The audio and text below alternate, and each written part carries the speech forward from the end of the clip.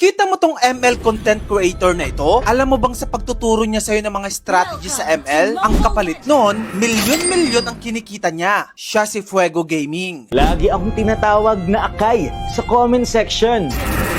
Kaya ngayon, aalamin natin ang totoong storya. Kaya tara, alamin meet one of the top MLBB content creators sa ating bansa, si Fuego Gaming. O sa totoong buhay, siya si John Arvin Villanueva Tenorio, na kadalasang #1 source ng mga nag-ML, lalo na pagdating sa mga updates sa laro, pati na rin sa mga strategies. Isang fun fact din, alam mo bang isang licensed professional teacher by profession itong si Fuego? Pero dahil sa kanyang mga content sa ML, mas sumikat at kumita siya dahil dito. Every time na may nababuff na hero sa ML o di kaya mga updates sa advanced server, laging una si Fuego sa paglalabas ng contents tungkol dito. Eventually, sumikat siya as one of the top MLBB content creators dito sa Pilipinas. At kung inaakala mong simpleng laro lang ito sa cellphone mo, nako, yung pwede mong kitain dito ay napakalaki. Tara, alamin natin ang mga multiple sources of income ni Fuego Gaming. Let's go! Magsimula na tayong mag-compute.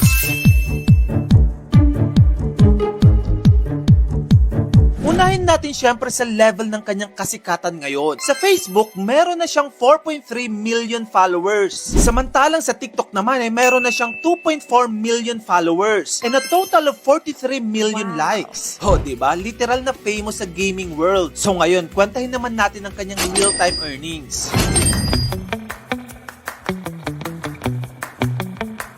Binisita ko ang kanyang Facebook page, saka kinumpute ang lahat ng views na nakuha niya this year. Base sa aking computation, his total number of views ay nasa approximately 592 million views. At dahil $100 nga ang average na pwede mong kitain sa Facebook kada 1 million views through in-stream ads monetization, then technically, pwedeng umabot sa 3.4 million pesos ang earnings niya so far this 2024. Take note, hindi pa tapos ang taon. What about last year? Try nating i-compare. Base sa aking nabilang, lumalabas na nasa 326 million views yung approximate na nakuha niya last year. At dahil dito, ang approximate na pwede niyang kinita last year ay nasa 1.8 million pesos. This proves na tumataas na ang kita ni Fuego Gaming at mas lalo siyang nakikilala all throughout the year in the gaming industry. Pero alam mo bang hindi lang sa pagko-content online kumikita itong si Fuego?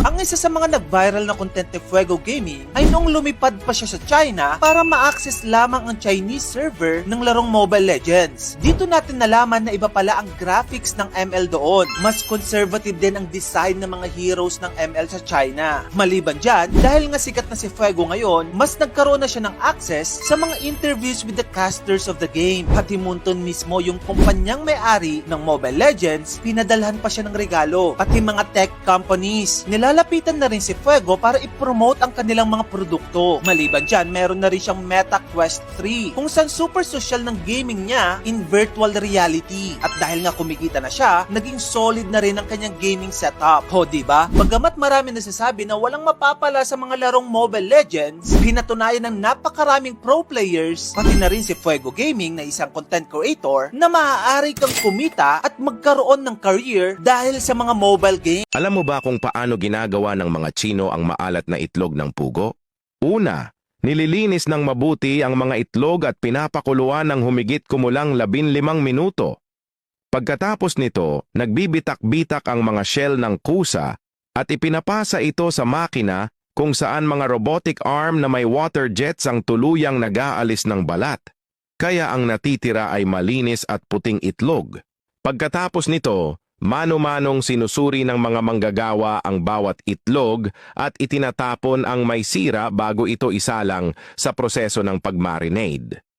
Sa yugtong ito, niluluto ang mga itlog sa malaking kaldero ng sarsa na may iba't ibang masasarap na pampalasa. Kapag lubusang nasipsip ng itlog ang lasa, inilalagay ito sa mga rack at pinatutuyo sa oven para mapanatili ang aroma at makuha ang malambot ngunit chewy na tekstura. Sa huli, inihuhulma at automatikong ipinapakete ang mga itlog. Bago tuluyang ilabas sa pabrika, dumadaan muna ang mga ito sa hot water sterilization bath, pagkatapos ay pinatutuyo at sinisil. Dahil sa mahigpit na proseso na ito, ang mga maalat na itlog ng pugo ay nagiging mabilog, malasa, madaling kainin at napaka-popular. Ang Japan ay kilala bilang bansang bawal. Maraming bagay ang hindi mo dapat gawin doon. Sa Japan, bawal magbigay ng tip. Likas na magaling na ang serbisyo at kasama na ito sa presyo. Ang pagbibigay ng tip ay maaaring ituring na kawalan ng galang at nakakahiya pa para sa empleyado. Bawal ding tumawag sa telepono sa pampublikong transportasyon. Sa mga tren at bus, tahimik dapat. Naka-silent mode lang at walang tawag. Kahit mahina ang boses mo, maaari pa ring makaistorbo sa iba. Hindi rin maganda ang kumakain habang naglalakad. Itinuturing itong bastos. Mas mainam na huminto muna at kainin ng maayos ang pagkain mo. Kakaunti ang basurahan pero malinis pa rin ang mga kalsada. Sanay ang mga Hapon na bitbitin ang sarili nilang basura kahit ilang oras bago ito maitapon. Bawal din ang labis na lambingan sa publiko. Hindi nila gusto ang halikan, yakapan, o sobrang pisikal na kilos sa harap ng iba. Dapat ay mahinahon at magalang ang kilos. Sa loob ng bahay, templo, o ilang restaurant, kailangan mong maghubad ng sapatos. Karaniwan ay may nakahandang tsinelas para sa paggamit sa loob. Tahimik din sa elevator. Pagkasara ng pinto, automatikong nagiging tahimik ang lahat kahit magkaibigan pa. Disiplina ba ito o sobra naman? Ano sa tingin mo? Ibinahagi namin ito para magbigay ng kaalaman at inspirasyon.